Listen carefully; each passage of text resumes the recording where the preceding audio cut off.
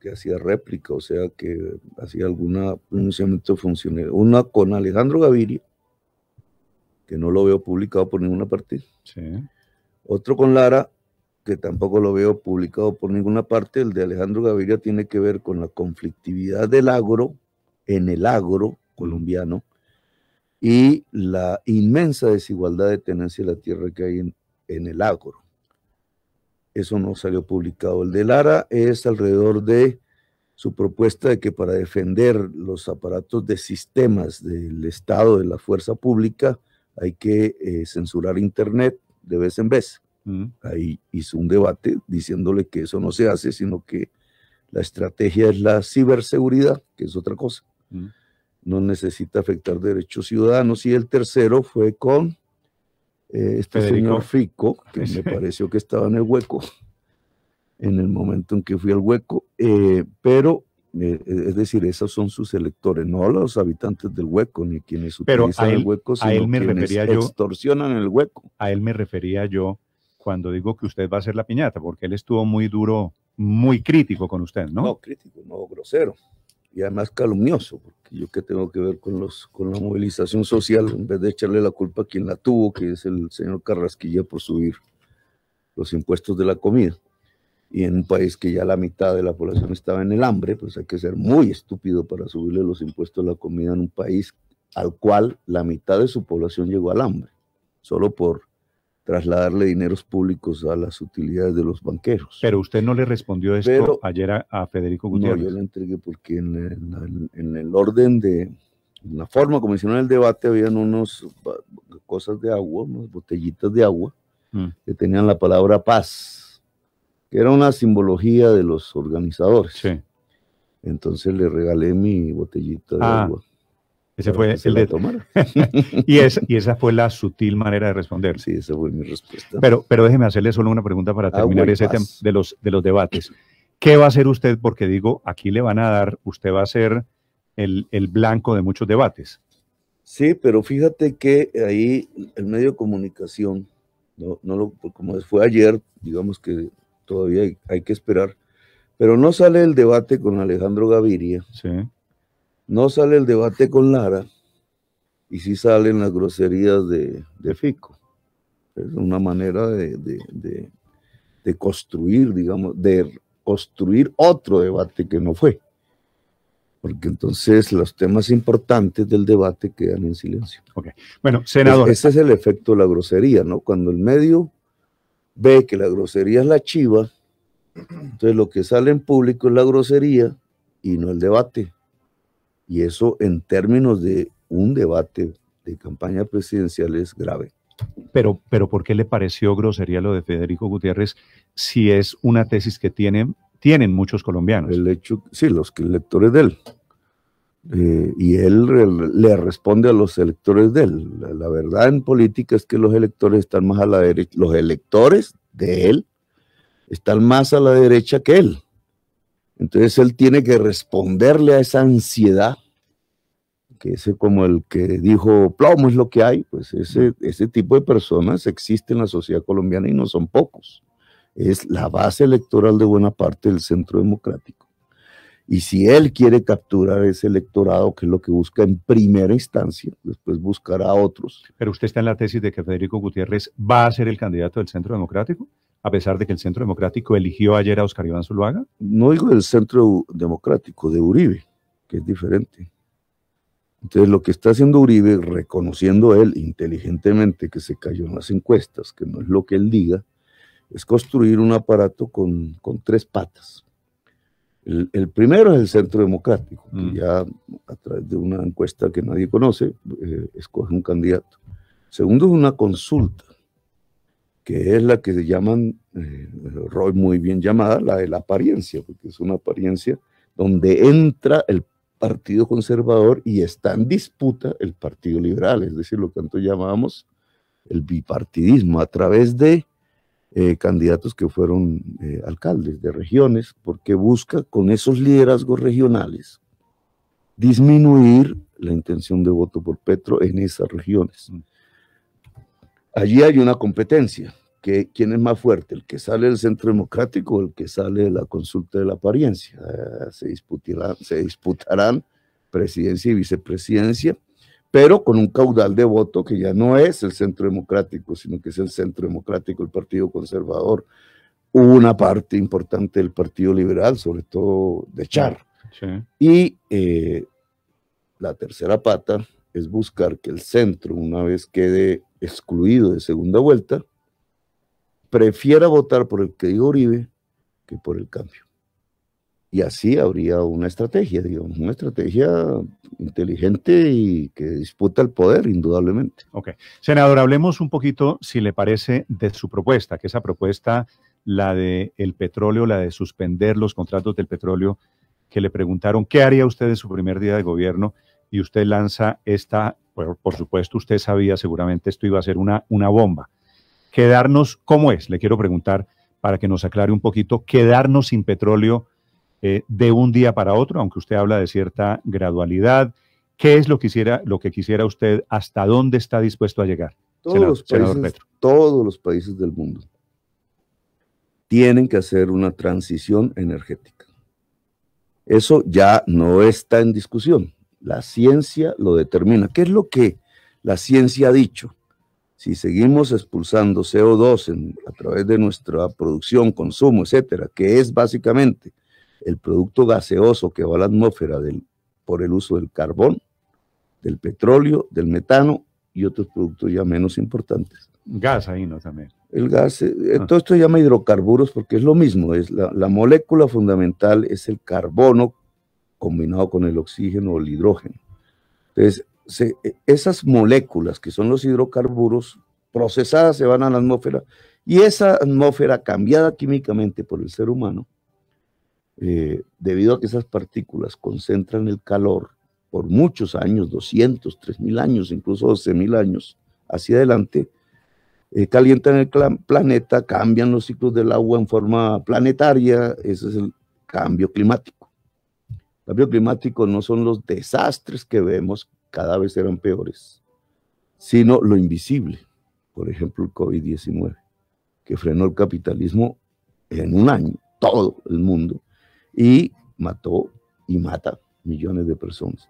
Como eso va a aparecer más y más y más si no nos ponemos las pilas. ¿Y qué es ponernos las pilas? Lo que la ciencia ha dicho, dejar de utilizar carbón y petróleo. Pero me perdí ahí un segundo, ¿qué tiene que ver el COVID con el cambio climático? Según una investigación que se hizo en la Universidad de Cambridge, es una investigación, hay un cambio de rutas de los murciélagos que buscan frutas.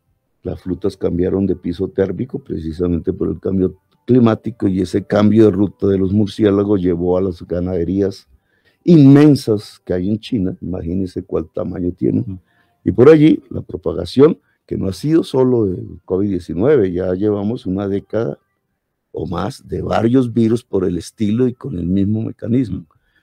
Puede existir muchísimos otros, por ejemplo, la ciencia ha dicho que si se deshiela Siberia y el norte de Canadá y Groenlandia, en el interior de los hielos hay virus de millones de años, virus que había tenido la humanidad hace recientemente, pero desaparecieron y que pueden resurgir simplemente porque se deshiela el hielo.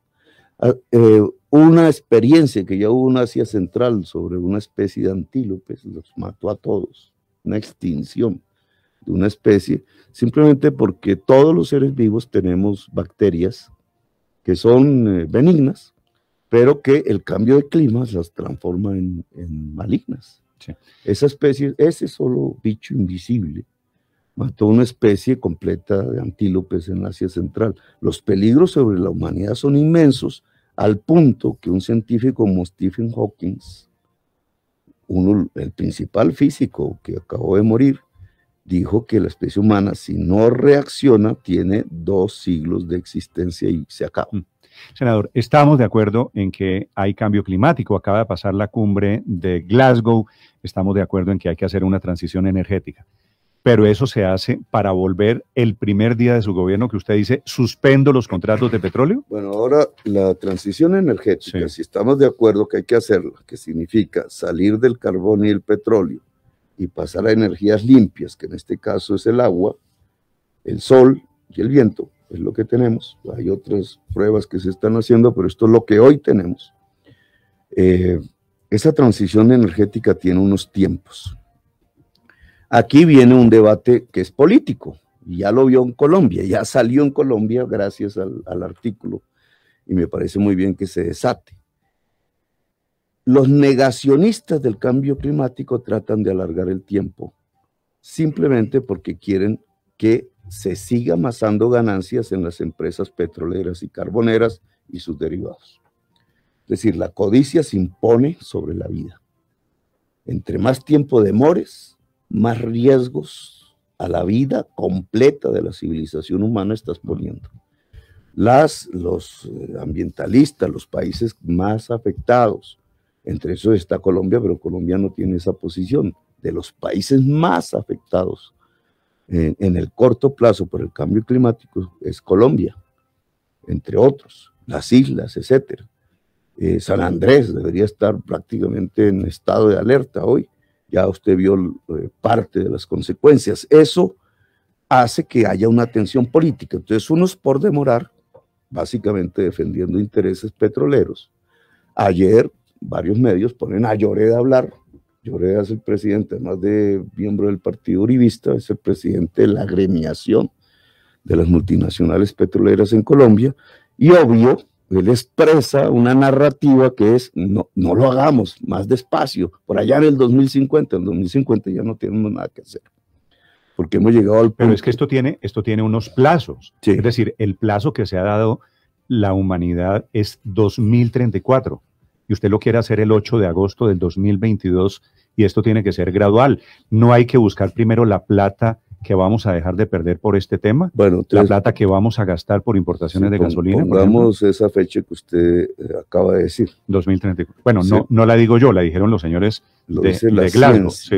Lo dice la ciencia, porque los presidentes que se reúnen en Glasgow están siguiendo, para bien o para mal, unos retardando, otros el bloque. Pero estamos de acuerdo en que hay unos plazos. En disputa política. El bloque más reaccionario de los países de Glasgow es Argentina, que es de izquierdas, dicen, Australia y Arabia Saudita, y Rusia y detrás China. Este es el bloque más reaccionario, que quiere demorar al máximo. ¿Por qué? Porque Rusia es el país más petrolero del mundo con Arabia Saudita. Australia es el país carbonero más importante del mundo en exportaciones de carbón, por encima de Colombia. Colombia es el 6º exportador mundial de carbón. O sea, que el papel de Colombia en el efecto cambio climático es importante, no por lo que haya dentro, no por lo que emitamos dentro de Colombia, que digamos el daño más grande que hacemos dentro de Colombia es destruir la selva amazónica. Estamos destruyendo lo que absorbe el CO2 de la atmósfera, y de una manera muy importante. Van 600.000 hectáreas destruidas este año, en este gobierno. Y el efecto de nuestras exportaciones, que principalmente son petróleo y carbón. Bueno, 2034, la ciencia ha dicho, este es el punto de no retorno. ¿Qué significa el punto de no retorno? Para claridad de quienes oyen, el punto de no retorno es que si llegamos allí sin hacer los cambios, es decir, dejar de consumir sustancialmente petróleo y carbón, ya todo lo que hagamos de ahí en adelante no sirve. Ya se desencadena una serie de acontecimientos fuera del control humano, producto de nuestra producción y de nuestro consumo, pero ya no tenemos instrumentos para detenerlo. Así se cese a cero el consumo de petróleo y carbón, ya lo que se produjo en la atmósfera genera unos efectos como que se fue el hielo. ¿Y usted cree que Colombia, que es una golondrina, puede cambiar ese verano o ese invierno de los efectos del cambio climático? No, pero tiene que aportar como todos los países del Pero mundo. todos los países van a aportar a mediano plazo, no de un día para otro. No, señor. Eso que usted está diciendo no es cierto. ¿Cómo no es cierto? Hay países que ya son mucho más radicales en las políticas para mitigar el cambio climático. ¿Qué país fuera de Colombia ha anunciado la suspensión de los contratos de petróleo? Dinamarca tiene una gran reserva de petróleo, inmensa, mucho más que Colombia, que está debajo de Groenlandia, que es parte de Dinamarca, que Trump quería comprársela, por eso. Dinamarca, que podría tener una riqueza inmensa si se midiese eso en valores de precio internacional del petróleo, ha decidido frenar la exploración. Muchos países van a seguir el tema, pero yo voy al punto que usted me preguntó, sí, porque usted ha puesto la fecha 2034. Ese 2034 es para bajar 1,5 grados el efecto climático. La idea no es para salir del petróleo.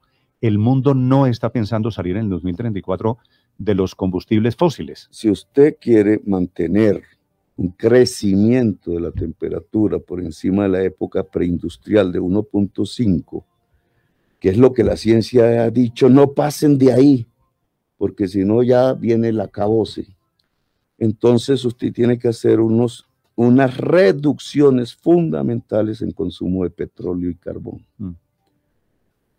Eso la ciencia ha dicho, por ejemplo, porque ya logró estudiar el tema latinoamericano, que Venezuela debe dejar la mitad del petróleo enterrado y que Colombia debe dejar el 80% del carbón enterrado. Lo dijo no Petro, no lo dijo ni siquiera la conferencia de Glasgow, lo dicen los científicos del panel de expertos de Naciones Unidas, que son 3.000 de todo el mundo. Esos expertos ya empezaron a hacer cuentas muchísimo más, digamos, concretas alrededor de cuál es el esfuerzo que cada país tiene que hacer. Nosotros, que somos fundamentalmente un país carbonero, tenemos que dejar el 80% de nuestras reservas enterradas. Si nosotros hacemos uso de ese 80% bajo cualquier consigna de Duque, de Uribe o de Lloreda, ese 1.5 no se alcanza. ¿Y qué es lo que pasa después? Que queda la humanidad en peligro cada vez más en la medida que más aumente la temperatura. Ahora, ¿qué podemos hacer nosotros? 2034, y vuelvo a poner la fecha. Son exactamente 12 años, ¿cierto? Sí, desde el año entrante. Desde el año entrante, sí. 12 años, exactamente. Nosotros, y en el 2034 es una fecha final, no es que sea que comienza la transición. Por favor, es que termina. En el 2034 termina la transición, es decir, nosotros debemos comenzar en el 2022, tenemos 12 años, cada mes, menos petróleo, más energía limpia, hasta que logras la transición en el 2034, completa. Eso se llama una transición. ¿Usted sabe qué número en la lista de países que emiten CO2? ¿Qué número ocupa Colombia en el mundo? No importa, es que el problema de Colombia... No, sí importa. Colombia es el país número 144 en emisiones de CO2 en el mundo. Nosotros, de acuerdo. Mira, con respeto, sí. Si tú tienes esa estadística, sí. En el mundo hay 164 países. No, en el mundo hay más de 200 países. Bueno, entonces dejémosle a los oyentes que hagan la investigación. Bueno, 193 países. Si nosotros estamos en 144, que no tenemos economía, y eso no es cierto. Nosotros somos el principal país exportador de carbón en América. De carbón. Somos el 6º exportador mundial de carbón. Cuando usted hace las cuentas, está haciendo simplemente nuestras emisiones internas, que como nuestra economía no es poderosa, pues no son muchas. Es lo que sale de los buses, es más, sale más de las vacas. En la ganadería extensiva, sale más fundamentalmente de la quema de la selva amazónica, que es un tema absolutamente importante en términos de cambio climático, porque la selva amazónica es lo que más absorbe junto con los océanos del gas efecto invernadero que hay en la atmósfera. Si nosotros quemamos la atmósfera, si nosotros quemamos la selva amazónica, estamos haciendo un efecto terrible desde el punto de vista químico en la atmósfera. Ese es un punto fundamental, pero el otro punto fundamental son nuestras exportaciones, que no se consumen en Colombia, se consumen en el mundo, sí. Pero que en términos de carbón son de las que más afectan el cambio climático. Senador, ¿de dónde va a sacar la plata para reemplazar las rentas petroleras? Bueno, permítame hablar de la transición, porque si no, no queda claro sí, claro. Sí. Entonces, nosotros tenemos del 2022 al 2034. Pero si usted deja de hacer exploración en el 22, tiene que dejar de exportar. Y ahí hay un corte grande en el presupuesto de la nación. ¿De dónde va a sacar la plata para las regiones? Vamos con calma, porque ahí nosotros hemos dicho cesar exploración, cesar contratos de exploración. Es decir, el gobierno no inicia contratos de exploración, no los prohíbe, porque esto es una soberanía del gobierno, no es de los particulares, porque el petróleo, según nuestra constitución, y el carbón y todo lo que hay en el subsuelo son de la nación. Usted ya le pegó una mirada al tema jurídico. Esa puede ser una decisión del presidente, se sienta el 8 de agosto, se anuncia la decisión de César. Es una decisión soberana del gobierno, no es de ley. Pero digo, no hay contratos, no vendrían una cantidad de demandas de esas industrias. Yo no he dicho suspender los contratos vigentes, que son los errores que cometen los medios de comunicación. Bueno, usted cesa, digamos. A ver, Ricardo, pero déjame explicar, porque si no, Ricardo, que digamos, queda de esto se si trata yo digo entrevista, cesar los contratos vigentes, mira los errores que han cometido en medios, intencionalmente algunos. Confundir exploración con explotación. Son dos temas que en petróleo son diferentes. Si usted no explora, no consigue petróleo. Mira, Ricardo, pero déjame explicar. Exactamente. Primero, la exploración puede durar años. Si se encuentra petróleo, entonces viene una declaratoria de explotación comercial. Pero necesita explorar para conseguir petróleo y aumentar las reservas del país. Si no explora, pues no aumenta las reservas y el país tiene unas reservas limitadas. Entonces no puedes decir ante mi afirmación que yo estoy diciendo que se suspende la producción de petróleo. Yo no estoy diciendo eso, se suspendería. Sí lo dijo varios medios de comunicación. Bueno, pero yo no. Es lo mismo. Pero para tiene una mala intención. Senador, su propuesta es suspender la exploración de petróleo. Exacto. Ok. Hay en este momento 147 contratos. La mayoría se hicieron en el año 2013, cuando el precio internacional fue el más alto. Ha venido bajando. El año pasado solo se hicieron 13 contratos de exploración. Es decir, estamos ya bajando a cero. Esto no es que lo hice yo, es que ya el mundo lo está haciendo. Hay 147 contratos vigentes de exploración. Esos contratos siguen, porque yo no dije que voy a suspender contratos. ¿Ya? Estos contratos no encuentran petróleo, no lo sabemos. Nosotros tenemos en este momento 6 años de reservas petroleras para la actual actividad que hacemos con el petróleo. La actividad que hacemos con el petróleo es un 50% lo exportamos, sí, y un 50% lo consumimos internamente. Significa que esto se puede ampliar de 12 a 14 años, a 15 años, si es que estos contratos de exploración vigentes encuentran petróleo, eso no lo sabemos. Habrá quien le pone velitas a la Virgen para que aparezca un Cusiana, etcétera, eso no lo sabemos. Supongamos que son 12 a 15 años las reservas petroleras. Hoy, probadas, tenemos reservas para 5 y 7 años. Para 12 años de consumo interno si no exportamos.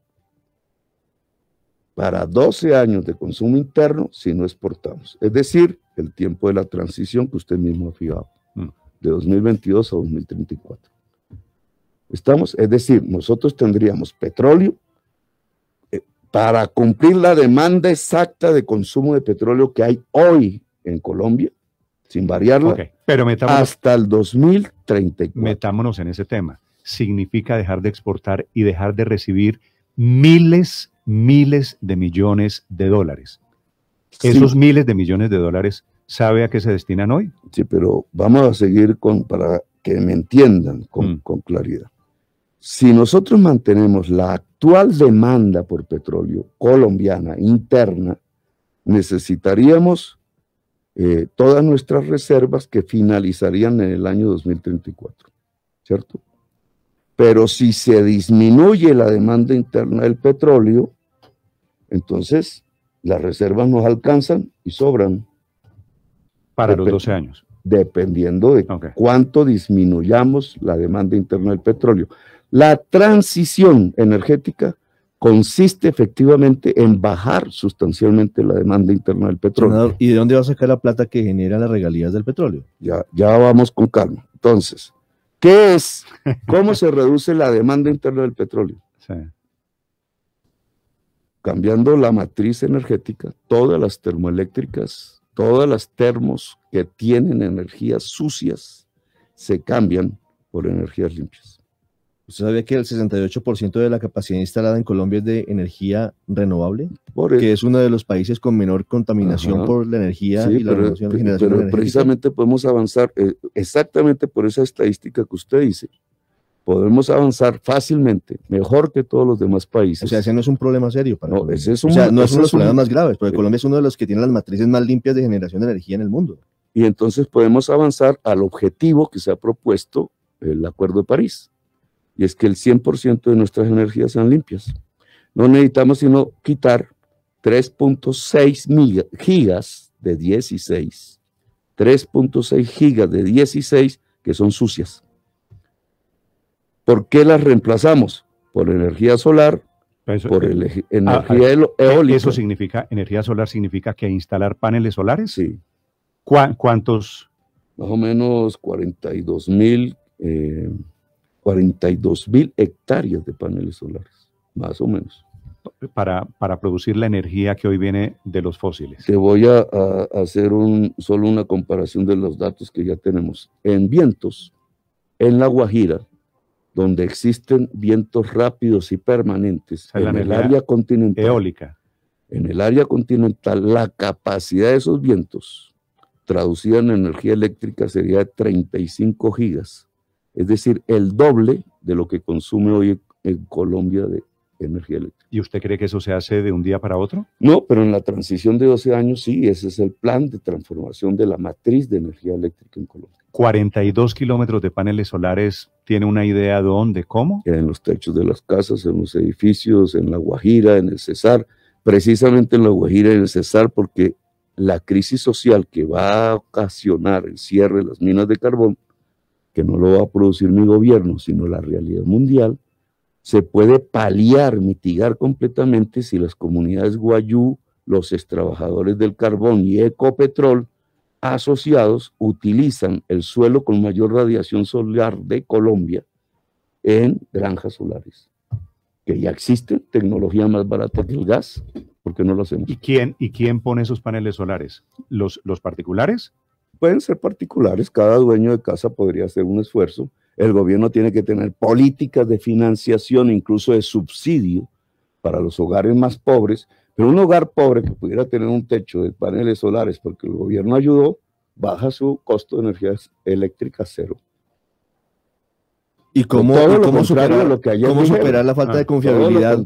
Senador, ayer dijeron. ¿Cómo superar la falta de confiabilidad de la energía solar? Porque en el mundo el debate es, el sol está, si acaso, en zonas como La Guajira, por ejemplo, en la costa Caribe, pues 4 o 5 horas diarias. La luz está 12 horas, perfecto, pero la confiabilidad no es plena. Usted no tiene la capacidad de almacenar la energía en células fotovoltaicas para que sea confiable para mantener, por ejemplo, la electricidad de una casa 24 horas. Si usted necesitara el 100% de su energía solo solar.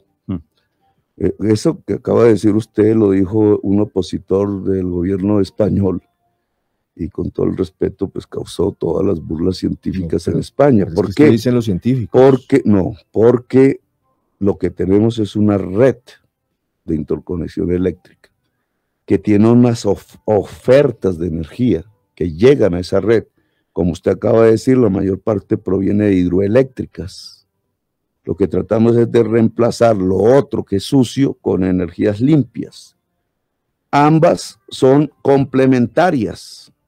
¿Qué es lo que sucede hoy con el sistema eléctrico colombiano? Cuando usted tiene las sequías y los embalses se bajan, usa excesivamente carbón, petróleo y gas, y la energía eléctrica se le sube a todos los hogares de Colombia y a la industria, y pierde competitividad y producción. En cambio, en este modelo, usted tiene en épocas de lluvias, que ya cada vez son menos medibles por el cambio climático, embalses llenos y usas mucha agua. Pero cuando llega la época de sequías, tienes mucho sol. Y entonces la energía sigue siendo barata, es más barata, porque usas la energía solar combinada con la hidroeléctrica. Entonces, si eso va a una misma red de transmisión, que es lo que hoy tienes en Colombia, se puede mejorar, etcétera, pero la tienes, los momentos en donde no hay sol y no se genera energía solar, está generando energía hidroeléctrica. Son complementarias, senador, no son excluyentes. Vuelvo al tema no solamente tienes que cambiar la matriz energética, que es fácil hacerlo, lo ha dicho el mismo Ricardo Espina, tienes que cambiar la matriz de movilidad. Para allá voy. ¿Su carro en el que usted vino a Blue es carro eléctrico? No. No es mío y no es eléctrico, es del gobierno. Mi carro tampoco es eléctrico. Exacto. ¿Sabe cuántos millones de carros hay en Colombia, doctor Petro? Vamos a poner un caso porque es el 2034. No, pero sí, pero no me pongas... Hoy hay 7 millones de vehículos, más de 7 millones de vehículos. ¿Sabe cuántos son eléctricos? De 7 millones, 4.800. Es decir, suponiendo que se puedan instalar paneles solares, que es su ambición perfectamente verde, seguramente posible, ¿qué hacemos con la movilidad? Porque la gente se mueve hoy con combustibles, gasolina y diésel. Sí, la movilidad tiene varias... Ponemos a cambiar las motos y los carros, a decirle, salgan de los carros y de las motos. Tienes una estructura en la movilidad que se ha estudiado, ¿no? Son datos que ya existen. Una movilidad de transporte público masivo, urbano. Sí. Esa es una. Aquí en Bogotá, Transmilenio, en otras ciudades se llama diferente. Tienes una movilidad de carga. Estas dos consumen bastante combustible fósil, sobre todo el de carga. El de carga es el más contaminante de todos. Si tienes una particular de motos, carros, pondríamos los taxis, etcétera. Nosotros ya experimentamos esto en la práctica. El transporte público masivo tiene que pasar a eléctrico, obligatoriamente, y ya se han dado pasos. No estamos partiendo de cero, pero no son suficientemente audaces. Es decir, del bus a diésel al bus eléctrico, en Bogotá hay un cambio de flota importante que comenzó incluso en mi gobierno. Sería mucho mejor del bus diésel hacia tranvías y metros. Y aquí vuelve la discusión del metro de Bogotá. El metro no se puede hacer sino en las más grandes ciudades. En el transporte de carga, que es el más difícil, usted tiene solo 2 reemplazos. El camión eléctrico, que está apenas esbozándose en el mundo, es lo más atrasado que hay tecnológicamente, y los ferrocarriles, que tiene siglo y medio de existencia. Colombia lamentablemente destruyó sus ferrocarriles, pero hay que hacer un plan de reconstrucción de ferrocarriles eléctricos. Si tienes un transporte particular en el cual solo puedes estimular o desestimular desde el Estado, porque son carros particulares. Claro, puedes estimular el cambio de un carro a carro eléctrico dependiendo de los aranceles, porque no los hacemos en Colombia, ninguno de los dos. En Colombia podríamos hacer. Pero hay 13 millones afuera, senador Petro, 13 millones de colombianos que tienen carro o moto. Hay 7 millones, le decía, de vehículos, 6 millones de motos. Y tienes 12 años. Le decimos a esas personas, alístese para chatarrizar su carro de aquí a 12 años. Tienes 12 años de tiempo. Entonces, en ese 12 años, cada vez aumentará más la oferta mundial de carros y motos eléctricas y disminuirá cada vez más la oferta de carros y motos de gasolina. Esa es la realidad del mundo, no la imponemos nosotros, así va a ser. Es decir, que cada vez que usted vaya a comprar, sea porque su carro se envejeció, sea porque llegó el momento de cambiar de modelo, vaya al mercado a comprar su carro, cada vez usted encontrará más ofertas de carros eléctricos y híbridos y cada vez menos ofertas de carros de gasolina. Esto es lo que menos me preocupa, porque ya las compañías automotrices fijaron para el año 2040 el cese definitivo de producción de carros de gasolina. Algunas, 6 compañías, algunos países. Las más grandes. Entonces, y esto cada vez porque las sociedades van a presionar. ¿Por qué van a presionar las sociedades en todos los países? Porque está en juego su vida. Es que esto es de vida o muerte, esto no es de chiste. Este no es claro, la campaña electoral permite la manipulación, pero aquí no estamos hablando de chistes, estamos hablando de ciencia y de una ciencia que te está diciendo te puedes morir si no haces los cambios. Y los llevados a liderar los cambios son los dirigentes políticos del mundo. Todos los dirigentes políticos del mundo. No es, espero a que China lo haga a ver si yo lo hago. Sí, esa es la política del vivo. Eso tiene un nombre. No se puede. En el mundo, si queremos cuidar la civilización humana, tenemos que actuar. Doctor Pedro, aquí estás viendo que sí se puede hacer una transición. Claro, los dueños del petróleo y del carbón, incluidos las actuales formas políticas que gobiernan a Colombia, quieren demorarlo. Yo lo que he dicho con mi frase es comenzamos el primer día de la transición. Comenzamos. ¿Por qué? Porque tenemos 12 años. 12 años no es mi gobierno es de 4. Es decir, tendríamos 3 gobiernos, comenzando por el mío, que tienen que acabar de hacer la transición. Pero comienza el primer día y en firme. No comienza con retórica, que es lo que está acostumbrada la clase política tradicional colombiana. Cuando llega el momento de que se desplomó el precio del petróleo, que la gente quedó con hambre, porque no había sustitutos, porque no se preparó la economía colombiana, entonces dicen, ay, qué pena, es culpa del mundo. No, es culpa de nosotros que no actuamos. Doctor Pedro. Respuestas a Ricardo Espina. Claro, va a disminuir la exportación de petróleo colombiano. Ya lo está haciendo. Ya lo está haciendo. En el año 2013, Colombia exportó 32.000 millones de dólares de petróleo. Comparado con nuestro mejor año cafetero, que habíamos exportado 6.000, pues para los economistas neoliberales eso fue encontrar el tesoro. Doctor Pedro, mire, Hoy, ¿cuánto se está exportando de petróleo? El año pasado, 12.000. Bajamos de 32.000 a 12.000. Ya la caída de exportación de petróleo existe. Ahora, ¿va a seguir? Sí, porque esa es la transición energética. ¿Y de dónde va a salir la plata? Entonces, ¿cómo reemplazamos ese tipo de divisas? Déjeme decirle una cosa, es que me está haciendo cara su equipo que se tiene que ir, pero antes de que se vaya... Es que esto es importante porque si no quedan las dudas, ¿no? Falta cerrar y el tema. Y sobre las dudas viene la manipulación. Falta cerrar el tema. Permítame cerrar la pregunta de Ricardo. No, de acuerdo, todo esto vamos a suponer que sea posible, pero esto también tiene un costo y sí. Colombia dejaría de recibir miles de millones de dólares. Y tiene unos beneficios. No, sin duda tiene unos beneficios. Los beneficios son verdes, pero ¿de dónde sale la plata? Los beneficios son vida. Que usted va a dejar de recibir y con la que va a financiar todo esto. Vamos a poner el ejemplo que Ricardo nos demanda. ¿Cómo conseguimos 12.000 millones de dólares? No 32.000, como dijo la prensa ayer, porque eso ya no los tenemos. Pero 12.000 son platicas. 12.000 es una platica que fue lo del año pasado y vendría en descenso por petróleo.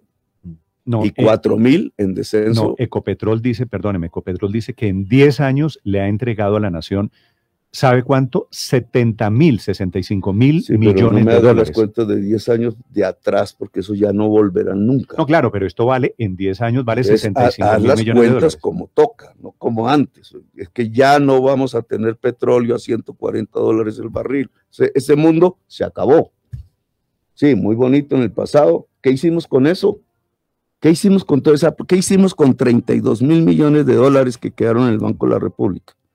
Financiar las importaciones, que nos dedicamos a financiar unas importaciones que quebraron la agricultura de alimentos y quebraron buena rama de la industria nacional, específicamente las confecciones de textiles y de cuero, y electrodomésticos que ya producíamos.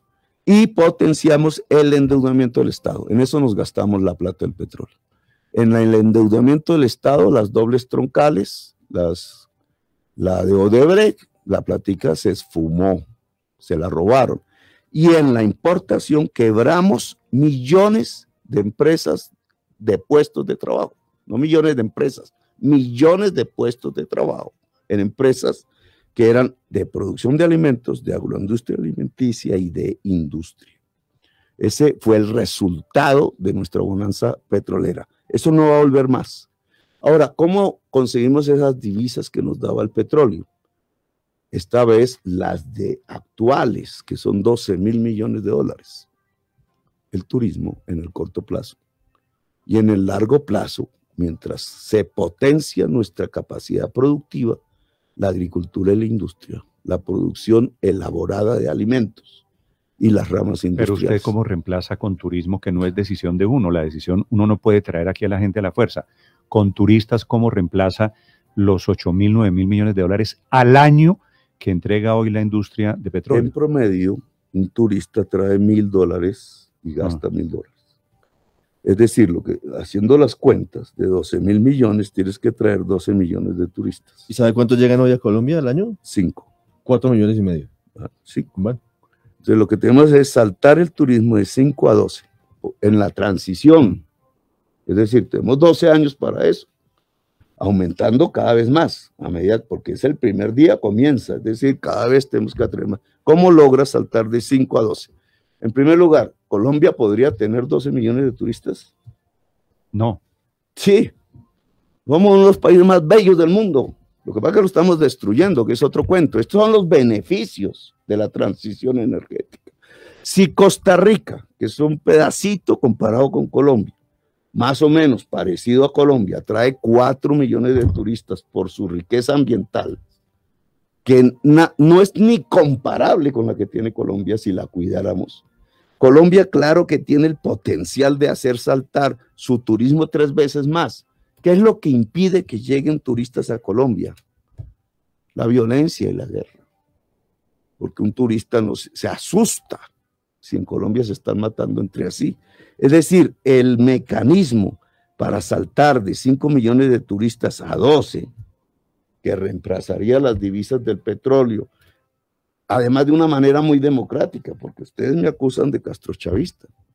No, yo no he mencionado el castrochavismo. El petróleo, como pero si quiere, si quiere hablamos de eso.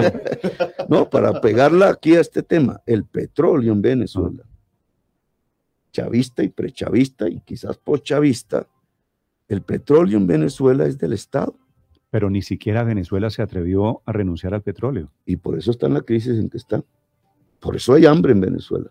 Por eso hay 1,5 millones o más. No, la crisis es porque Maduro abandonó PDVSA y deterioró toda la infraestructura petrolera. Hermano, no me voy a meter en la discusión de PDVSA porque quiero la de Colombia.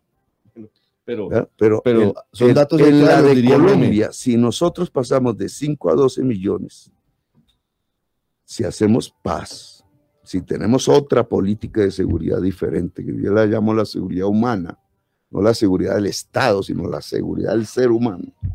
Si tenemos eso, nosotros pasamos en 12 años de 5 millones de turistas a 12 y reemplazamos las divisas petroleras. ¿Y usted no ve el escenario posible con una ganancia de turismo y petróleo? Con una ganancia. Es que, hermano, entre más usted combine petróleo en este asunto, más le estás diciendo a la gente realmente que se van a morir.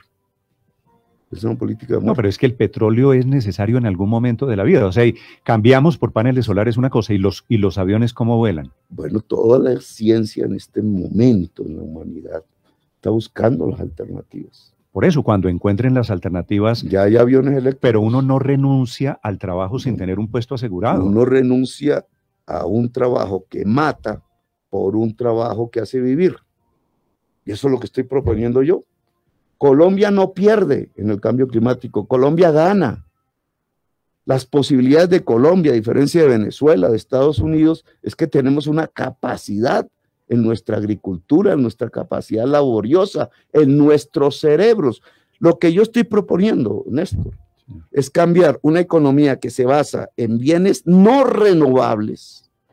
Los economistas le llaman rendimientos decrecientes, una economía que no puede aumentar productividad porque cada pozo petrolero cada vez produce menos petróleo por unidad de tiempo.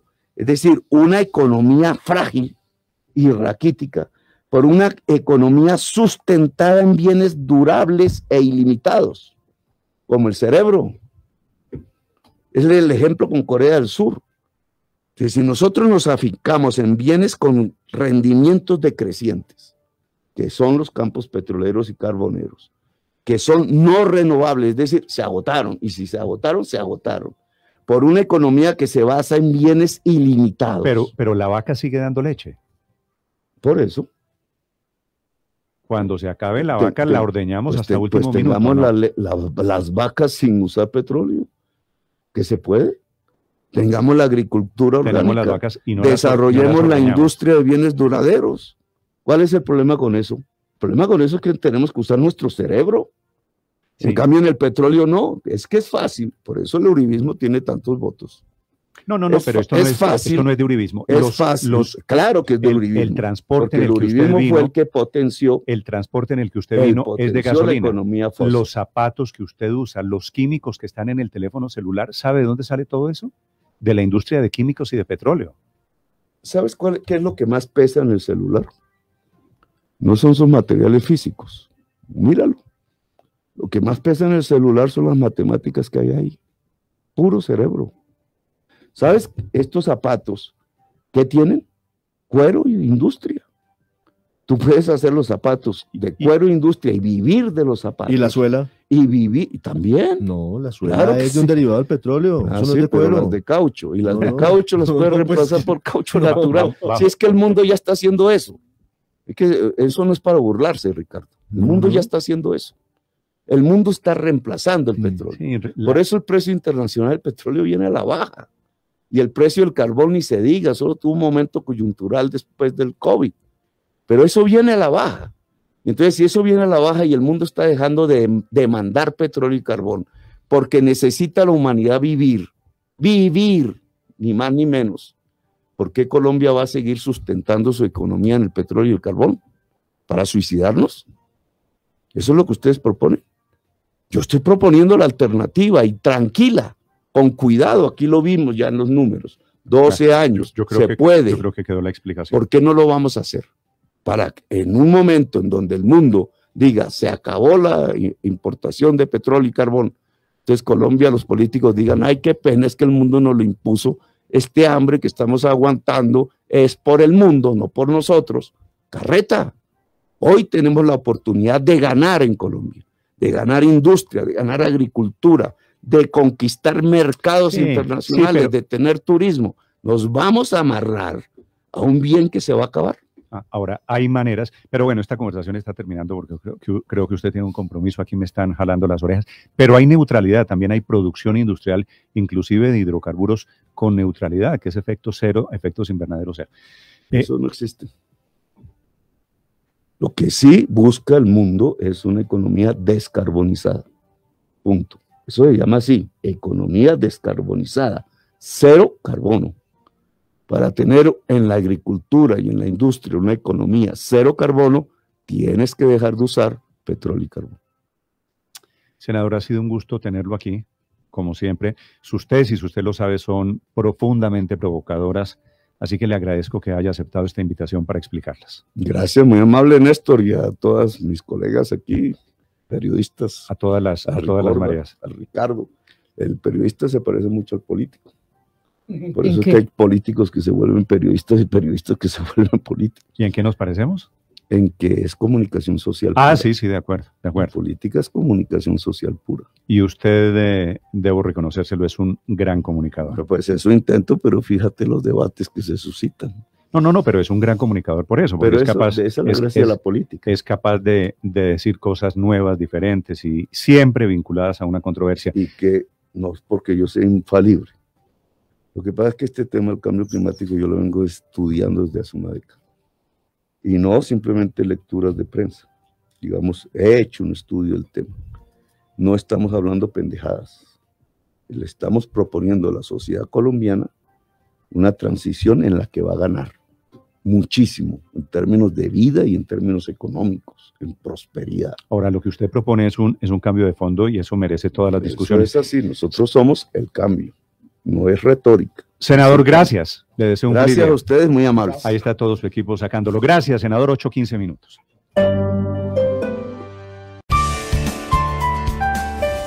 Blue, la alternativa.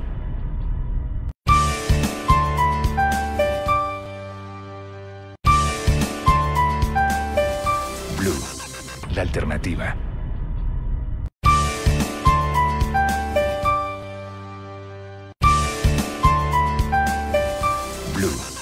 La alternativa.